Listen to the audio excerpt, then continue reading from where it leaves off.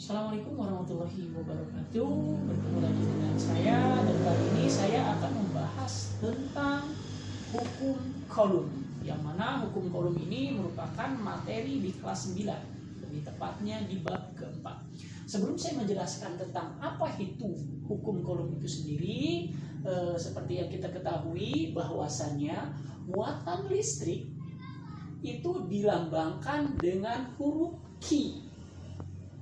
Dan satuannya adalah kolom itu sendiri, atau boleh disingkat dengan C, kurang lebih seperti itu.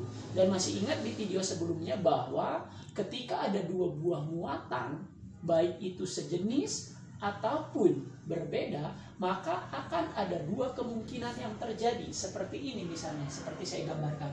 Ini ada dua buah muatan. Ada Q1 yang bermuatan positif, ada Q2 yang bermuatan sama positif.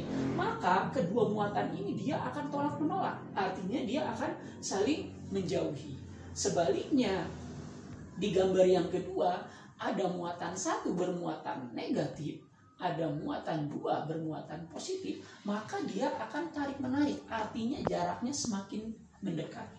Nah, saling menjauh atau saling mendekati dari kedua muatan tersebut itu merupakan gaya.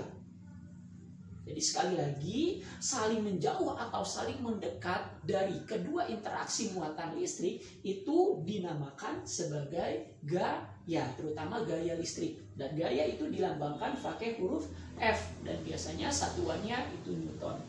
Nah, peristiwa ini saling mendekat dan saling menjauhnya itu kan dikatakan sebagai gaya. Dan besar gaya ini sebenarnya itu berbanding dengan besar kedua muatan, berbanding lurus. Jadi semakin besar kedua muatan, maka gaya yang dihasilkannya pun semakin besar. Sebaliknya, apabila jaraknya semakin jauh, maka gaya listriknya pun semakin kecil. Apa yang saya sampaikan tadi itu merupakan bunyi daripada hukum kolom, ataupun boleh nih dari hukum kolom itu bisa kita simpulkan kurang lebih seperti ini. Semakin besar jarak dua buah muatan listrik, maka semakin kecil gaya listrik, dan sebaliknya. Jadi semakin dekat, maka ya semakin besar juga gaya listriknya. Dan semakin besar muatan listrik, muatan bendanya, maka semakin besar pula gaya listriknya. Nah, kurang lebih seperti itu. Dan itu merupakan konsep daripada hukum Newton. Jadinya konsep hukum Newton itu di situ ada dua buah muatan listrik yang saling berinteraksi dan juga nanti akan terbentuk gaya. Kurang lebih seperti itu. Nah, dari hukum Newton di atas, maka dapat disimpulkan ataupun dapat diketahui persamaannya kurang lebih seperti ini. Gaya kolom ini identik dengan gaya kolom karena kita membahas tentang hukum kolom. Itu dapat kita cari dengan konstanta. Konstanta ini dia ketetapan dikali muatan 1, muatan listrik 1 dikali dengan muatan listrik 2 dibagi dengan jarak. Karena kan tadi udah saya bilang bahwa ketika saling mendekat, saling menjauh, maka akan terbentuk jarak. Kurang lebih seperti itu. Nih, ini keterangannya, di mana F itu merupakan gaya kolom dilambangkan pakai huruf Newton.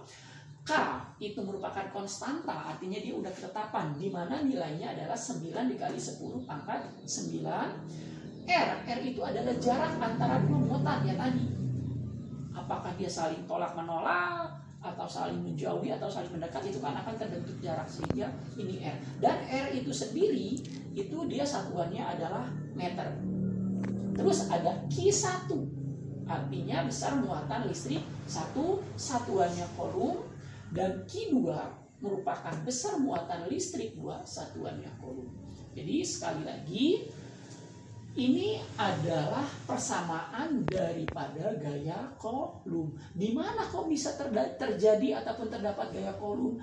Gaya kolom terjadi karena aktivitas dua buah muatan listrik, baik itu dia saling tarik menarik atau saling tolak menolak sehingga menimbulkan jarak.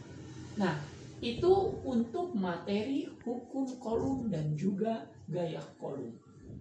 Lebih dan kurang saya mohon maaf apabila ada kekeliruan baik itu dari tampilannya ataupun lisan saya yang tidak sempurna. Dan insya Allah di pertemuan selanjutnya saya akan menampilkan cara ataupun contoh soal yang berhubungan dengan besarnya gaya Newton dari yang terjadi dari dua aktivitas muatan listrik. Mungkin itu aja dan saya akhiri. Wassalamualaikum warahmatullahi wabarakatuh.